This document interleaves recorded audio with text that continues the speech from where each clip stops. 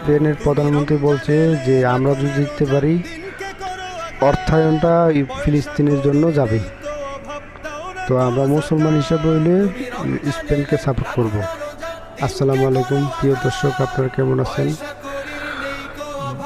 Spain বনাম আর্জেন্টিনার খেলা 20 তারিখ রাত 1টা বাজে।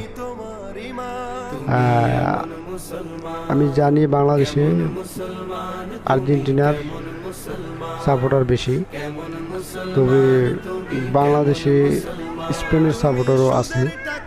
তো যারা যারা স্পেন সাপোর্ট করেন তারা আমার কথার সাথে একমত হইন। জানি আপনারা কে কে স্পেন ফাইনাল খেলা জিতুক, কে কে চান কমেন্ট করে জানাবেন। আর স্পেন জিতলে ফিলিস্তিন জিতবে, কারণ ফিলিস্তিনে অর্থায়নটা যাবে, স্পেনের প্রধানমন্ত্রী বলেছে। তো কে কে চান স্পেন জিতুক তাহলে কমেন্ট করে জানাবেন, আর ভিডিওটা শেয়ার করে স্পেন যারা সাপোর্ট করে তাদেরকে দেখার সুযোগ করে দেবেন। সবাই ভালো থাকবেন, ধন্যবাদ।